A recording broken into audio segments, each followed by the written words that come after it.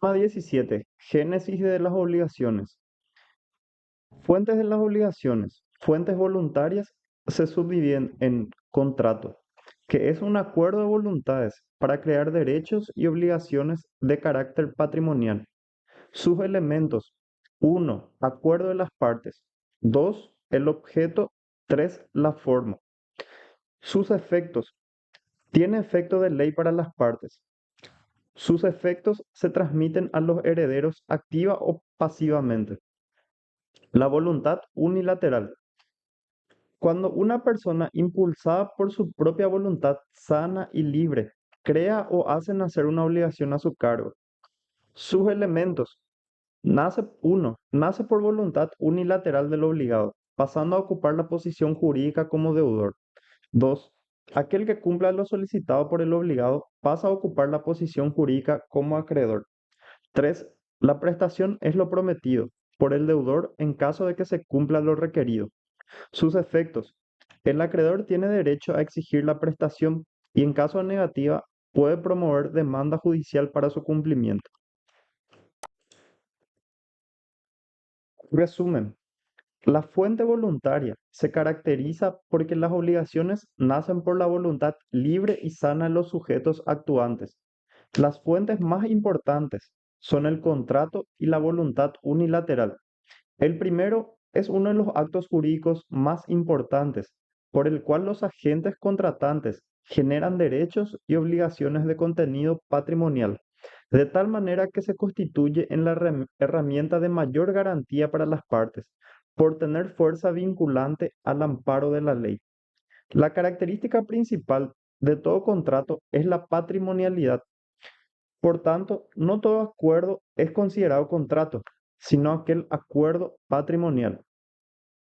Mediante la segunda fuente, un solo sujeto libremente crea la obligación al prometer alguna prestación a personas indeterminadas, a cambio de que cumpla o realice alguna actividad, llamada contraprestación.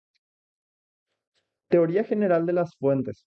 Cuando se habla de génesis o fuente, refiérese a los hechos, los actos o ciertas circunstancias que originan o dan nacimiento a las obligaciones. Evolución histórica.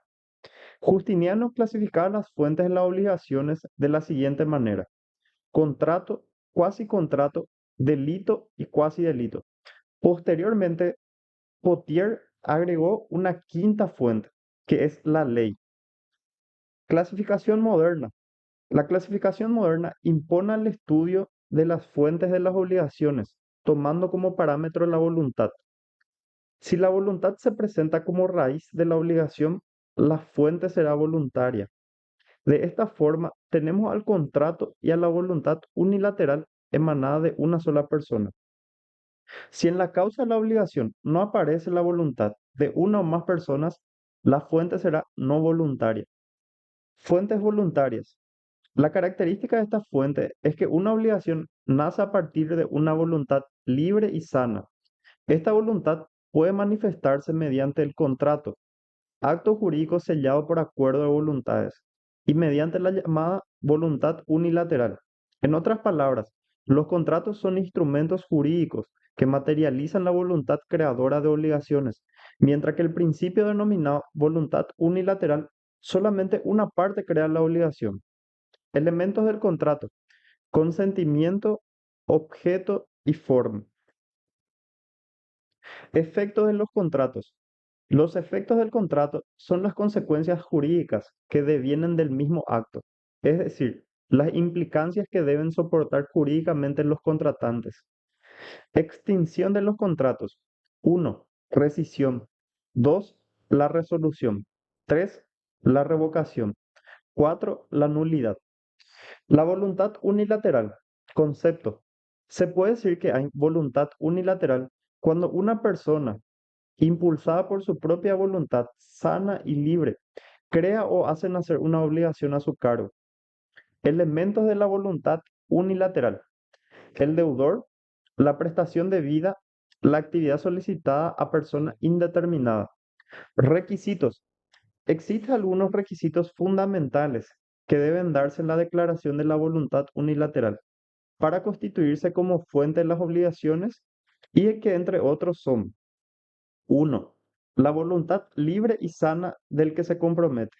2, que la persona sea capaz. 3, que el fin sea algo lícito o la tarea o actividad solicitada sea lícito. Importancia de esta fuente.